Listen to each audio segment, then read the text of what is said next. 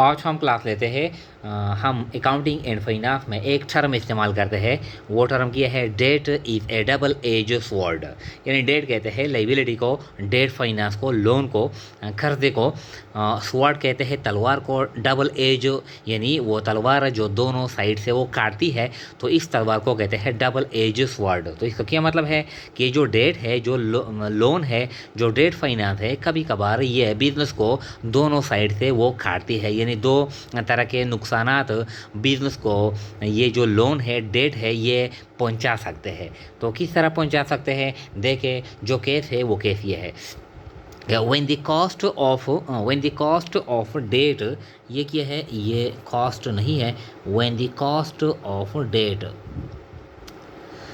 when the cost of debts is higher than return on investment, यानी जो हम loan लेते हैं, जो हम कर्जे लेते हैं, तो इस पे हम यानी इंटरेस्ट अदा करते हैं सालाना, और फिर वो पैसे हम इन्वेस्ट करते हैं बिजनेस पे, फिर इस पे हम यानी रिटर्न मुनाफा कमा लेते हैं। तो इसको कहते हैं रिटर्न ऑन इन्वेस्टमेंट। और जो हम इंटरेस्ट अदा करते हैं बैंक को, तो इस यानी कास्ट को कहते हैं कॉस्ट ऑफ डेट। जो इंटरेस्ट हम अदा करते हैं, इसको कहते हैं कॉस्ट ऑफ डेट। और ये जो हम बिजनेस में इन्वेस्ट करते हैं और जो हम मुनाफा कमा लेते हैं, तो इसको कहते हैं रिटर्न ऑन इन्वेस्टमेंट। अगर से इंटरेस्ट किया है, इस्लाम में हराम है, अल्लाह ने हराम किया है। यानी जो इंटरेस्ट रिलेटेड जो ट्रांजैक्शन है, वो हम यानी बिजनेस में काउंट नहीं करते। ये हराम है, हम खुद भी नहीं करेंगे और दूसरे को भी यानी तलकीन करेंगे कि ये जो बिजनेस यानी इंटरेस्ट रिलेटेड ट्रांजैक्शन और टोटली प्रोहिबिटेड इन इस्लाम। इस्लाम में ये मुकम्मल मना है, लेकिन ये हम टेस्ट के लिए, एग्ज़ाम के लिए, इंटरव्यू के लिए किया करेंगे, ये सीखेंगे। इंटरेस्ट रिलेटेड जो ट्रांजैक्शन है वो हम बिज़नेस में यानी काउंट नहीं करते, वो बिज़नेस नहीं है, वो हराम है, वो नाजायज़ है, वो हम खुद भी नहीं करेंगे और दूसरे को भी यानी इससे मना करेंगे। तो इसका क्या मतलब है कि जब हम यानी बिजनेस के लिए, कंपनी के लिए, यानी जो लोन हम लेते हैं बैंक से, तो इसको हम इंटरेस्ट अदा करते हैं, फिर वो हम बिजनेस में इन्वेस्ट करते हैं, इस पे जो हम मुनाफा कमा लेते हैं, इसको कहते हैं रिटर्न ऑन इन्वेस्टमेंट। तो इज़ देट यानी जब हम ज़्यादा इंटरेस्ट अदा करते हैं और हम कम मुनाफा कमा लेते हैं। हम कर्ज़ा लेते हैं, मिसाल के तौर पर 11% इंटरेस्ट रेट पर हमने कर्ज़ा ले लिया। अब हमने इसको बिज़नेस में इन्वेस्ट कर लिया। अब हम जो मुनाफा कमा लेते हैं, वो हम कमा लेते हैं 4%। तो ये जो पैसे हमने ले लिए यानी इंटरेस्ट पर, ये हम इसको हम सालाना पेमेंट करते हैं, इंटरेस्ट अदा करते हैं 11%। और इस पैसे के यानी के ज़रिए हम कमा लेते हैं सिर्फ 4%। तो हम 7% यानी नुकसान करते हैं। तो ये केस है कि when the cost of debt is higher than return on investment. जो कर्जे हम लेते हैं बैंक से, हम इसको ज़्यादा इंटरेस्ट देते हैं और हम इसी पैसे को बिजनेस में इन्वेस्ट करते हैं और कम मुनाफा कमा लेते हैं। तो इस केस में, इन दैट केस, इस केस में the that is called double edge sword. तो इस केस में डेट किया है, कर्जे किया है, ये डबल एज स्वॉर्ड है। ये बिजनेस को दो तरह से यानी वो काटते हैं, नुकसान पहुंचाते हैं। किस तरह पहुंचाते हैं ये देखें, ये छोड़ दे, ये हम बाद में एक्सप्लेन करते हैं। इस तरह डेट एज यानी डबल एज स्वॉर्ड। तो डबल एज दो तरह से यानी बिजनेस को काटते हैं, नुकसान पहुंचाते हैं। Number A, it reduces earning per share. ये अर्निंग पर शेयर भी कम करता है। या इट रिड्यूसेस नेट इनकम, ये नेट इनकम भी कम करता है।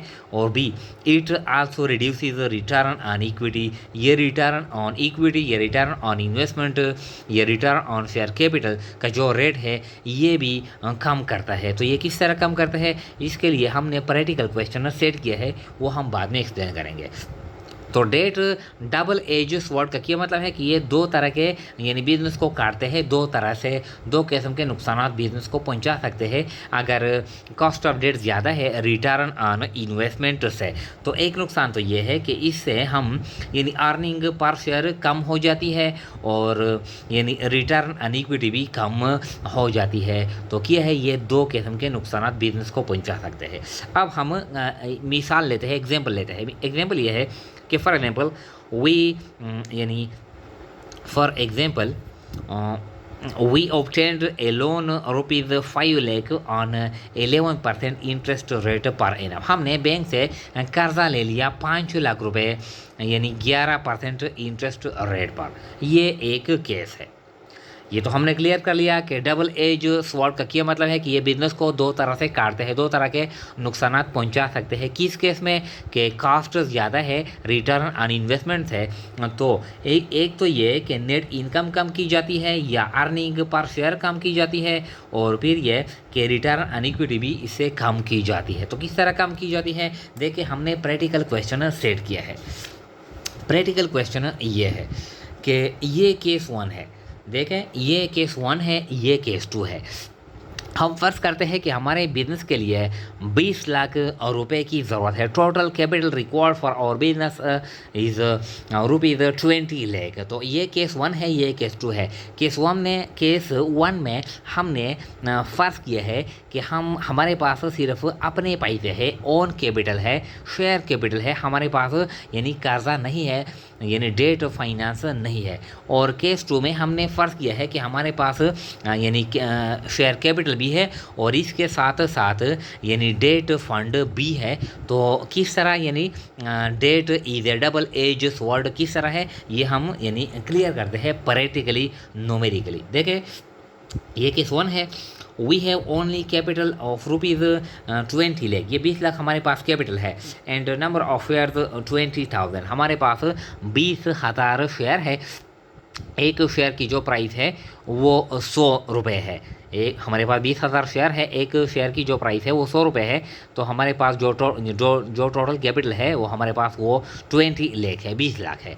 अब हमने फर्स्ट कर लिया कि हमने सेल कर लिया, हमने बिजनेस यानी शुरू कर लिया, इन्वेस्टमेंट हमने लगा लिया, हमने अखराजात भी कर लिया ड्यूरिंग द ईयर, हमने सेल भी कर ली। तो हमने sales revenue during the year यानी और सेल्स आर ओनली 8 लाख, हमने 8 लाख सेल्स रेवेन्यू यानी जनरेट कर ली। हमारे पास लेस कॉस्ट एंड एक्सपेंस, ये है कॉस्ट एंड एक्सपेंस दोनों है, कास्ट एंड एक्सपेंस। हमारे पास जो कास्ट और एक्सपेंस है वो है 7 लाख। हमने सेल्स कर लिया 8 लाख। हमारे पास जो कास्ट है यानी कास्ट ऑफ गुड सोल्ड, और जो एक्सपेंसिव है ऑपरेटिंग एक्सपेंसिव है, मार्केटिंग एक्सपेंसिव है, कमर्शियल है, रेंट है, वेयर हाउस है, इंश्योरेंस वगैरह वगैरह, ये जो टोटल कास्ट और एक्सपेंसिव आ गए 7 लाख। अब 8 लाख से हमने 7 लाख माइनस कर लिया, हमारे पास नेट इनकम आ गया 1 लाख। इस कास्ट और एक्सपेंस में हमारे पास इंटरेस्ट नहीं है। क्यों इंटरेस्ट नहीं है कि हमारे पास क्या है, डेट फाइनेंस नहीं है, हमारे पास सिर्फ शेयर कैपिटल है। तो शेयर कैपिटल की केस में हम इंटरेस्ट पेमेंट नहीं करते। तो जो नेट इनकम है वो कितना है, वो 1 लाख है। अब जब नेट इनकम 1 लाख है तो इस पर अब हम अर्निंग पर शेयर हम मालूम करते हैं। Earning per share, earning per share का क्या मतलब है कि एक शेयर के ज़रिए हम यानी कितनी प्रॉफिट हम कमा लेते हैं एक शेयर के ज़रिए। तो जो टोटल प्रॉफिट है, टोटल प्रॉफिट यानी 1 lakh divided by number of shares, number of shares हमारे पास है 20,000। तो एक कितना बनता है यानी 2.10 5 रुपये। एक शेयर ने यानी 5 रुपये कमा लिए, अर्निंग पर शेयर यानी 5 हो गया। ये है। और जो रिटर्न ऑन इक्विटी है, रिटर्न ऑन इक्विटी यानी हमने जो कैपिटल इन्वेस्ट की है इस पर हमने कितना परसेंटेज कमा लिया है सालाना। तो जो टोटल नेट इनकम है डिवाइडेड बाई कैपिटल यानी इन्वेस्टेड, तो 1 लाख हमने कमा लिया और हमारे पास जो कैपिटल है वो है 20 लाख। तो 20 लाख और मल्टीप्लाई बाई 100, तो ये 2.10, ये 5% आ गया। यानी जो नेट इनकम है to the total share capital to the equity of the share holder, ये कितने हैं 5%। यानी हम रिटर्न भी कमा लेते हैं सालाना, और एक शेयर ने जो प्रॉफिट कमा ली है वो कितना है, वो 5 रुपये है। ये केस यानी इसमें हमारे पास डेट नहीं है, लायबिलिटी नहीं है, कर्जे नहीं है। अब आते हैं सेकेंड केस को। Case 2 we have capital rupees यानी 15 लाख एंड बैंक लोन यानी ये डेट फाइनेंस है 5 लाख, यानी हमारे पास जो टोटल जो कैपिटल है यहाँ पर 20 लाख है, ऑन फंड्स टोटल 20 लाख है, यहाँ पर भी 20 लाख है, लेकिन ये 20 लाख हमारे अपने नहीं है, 15 लाख हमारे हैं अपने हैं, शेयर कैपिटल है, और 5 लाख ये लाइबिलिटी है, डेट फाइनेंस है। हमारे पास टोटल जो फंड है वो 20 लाख है। जो 5 लाख है एट 11% इंटरेस्ट रेट है, इस पे हम 11% सालाना हम इंटरेस्ट भी अदा करते हैं। जो ये जो शेयर कैपिटल है 15 लाख, ये नंबर ऑफ शेयर है 15,000, यानी 15,000 शेयर है हमारे पास, हमने इशू किया है। एक शेयर की जो प्राइस है वो 100 है, तो जो टोटल शेयर कैपिटल है वो 15 लाख है। अब हम फर्ज करते हैं कि इसी बिल्कुल ये जो केस है ये यहाँ पर बिल आते हैं, इसमें सिर्फ यानी डेट फाइनेंस भी है। सेल्स रेवेन्यू हमने यानी 8 लाख हमारी जो सेल्स रेवेन्यू है इससे लेस करते हैं कॉस्ट एंड एक्सपेंस, यानी ये 7 लाख है। नेट इनकम आ गया यानी बिफोर इंटरेस्ट पेमेंट, वो कितना है, वो 1 लाख आ गया। अब चूँकि ये 5 लाख हमने इंटरेस्ट रेट पे यानी 11% इंटरेस्ट रेट पे लिया है, तो इस पे हम यानी इंटरेस्ट भी अदा करेंगे। ये अदर एक्सपेंस है तो इससे हम माइनस करते हैं, यानी नेट इनकम से 1 लाख से लेस इंटरेस्ट एक्सपेंस जो 11% है। 5 लाख यानी मल्टीप्लाई बाई 11 डिवाइड बाई 100, तो ये कितना आता है 55,000 हम सालाना इंटरेस्ट पेमेंट भी करते हैं। जब हम 55 हमने पेमेंट कर लिया तो हमारे पास जो net income after interest expense आ गया वो कितना है, वो 45,000 है। अब इस केस में हमारे पास नेट इनकम 45,000 आ गया। क्यों आ गया कि हमने इंटरेस्ट पेमेंट भी कर ली। तो अब आते हैं इस केस में हम यानी अर्निंग पर शेयर भी कैलकुलेट करते हैं, और इस केस में हम रिटर्न ऑन इक्विटी भी कैलकुलेट करते हैं। तो देखें किस तरह कैलकुलेट करते हैं कि यानी यहाँ पर हम करते हैं अर्निंग पर शेयर। यहाँ पर हमने जो नेट इनकम कमा ली है ये कितना है, ये 45,000 है।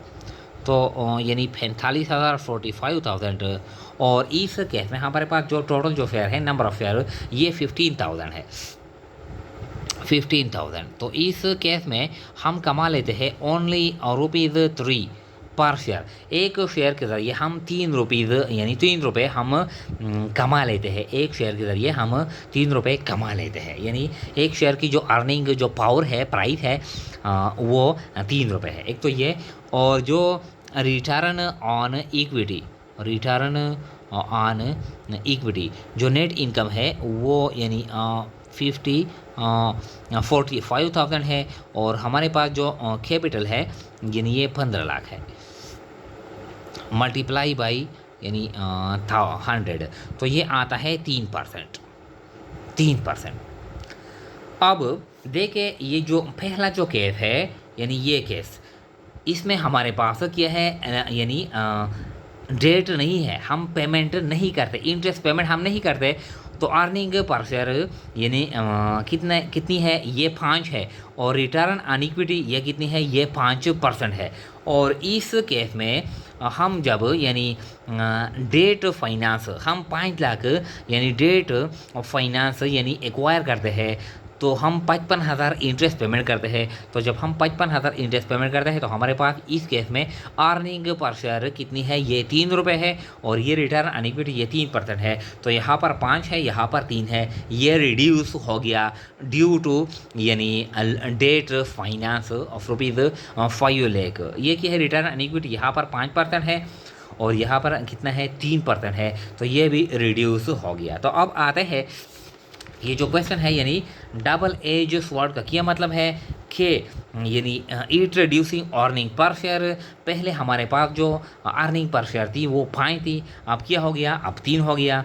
और it also reduces return on equity, return जो परसेंटेज ऑफ अर्निंग है to the total share capital. ये हमारे पास जो पहला जो केस था इसमें 5% था, और ये जो केस है इसमें 3% है। तो 5 से यानी अर्निंग पर शेयर 3 पे आ गया, और 5 से रिटर्न ऑन इक्विटी ये भी 3 पर आ गया। क्यों आ गया कि डेट इज ए डबल एजेस वर्ड हमने यानी लोन हासिल कर लिया 11% पर और हम यानी कमा लेते हैं ओनली 3%।